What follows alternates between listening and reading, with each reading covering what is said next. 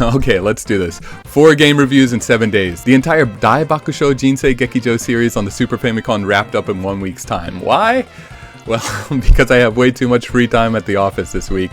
Anyway, welcome back to 5 Minutes with the Family. I'm Fukui Drew. This week, I'm emptying my life savings to buy the full Daibakushou Jinsei Gekijou set, a series of 4 life simulator games, kind of like Milton Bradley's famous board game Life. But to tell you the truth, Milton Bradley's Game of Life released their own game after this one, which was actually just a knockoff of this game. So for my first review, I'm reviewing a game that was inspired by a board game, and which inspired a different video game that was released by the makers of that board game.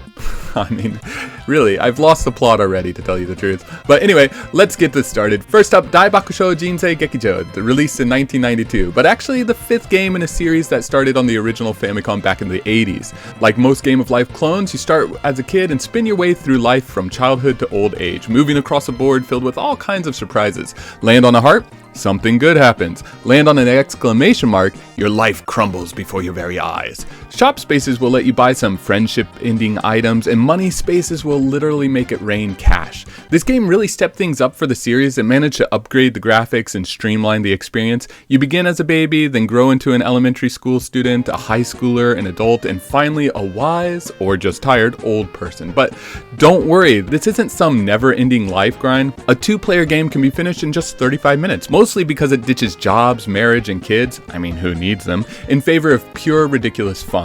One of my favorite mechanics, when one player graduates to the next stage of life, everyone is just rubber banded to the next stage with them. That means no one gets left behind. They're just dragged, kicking and screaming into their next existential life crisis.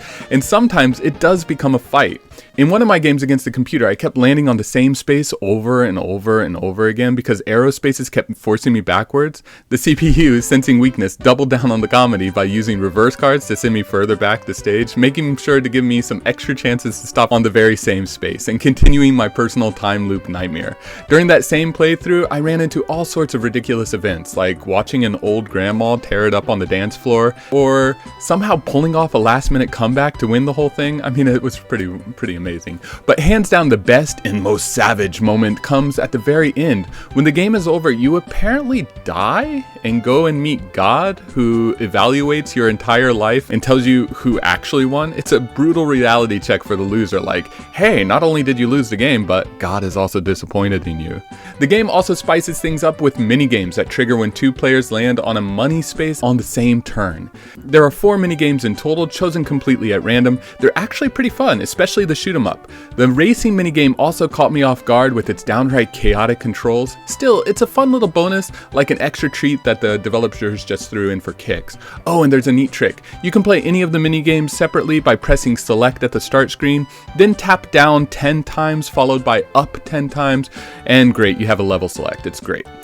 I didn't have many complaints about this game, aside from the questionable level design in the elderly stage. Apparently, retirement really is just a straight road to death. No twists, no turns, just the inevitable march towards the end. Though, credit where it's due, this little guy is giving it his all, isn't he? On the bright side, the game has plenty of positives. The hilarious event spaces are great. Support for up to 6 players as well, which is really amazing if you think about it. And most importantly, BGM number 14 on the soundtrack. This track was used for the race car minigame, and it's really too good for this game.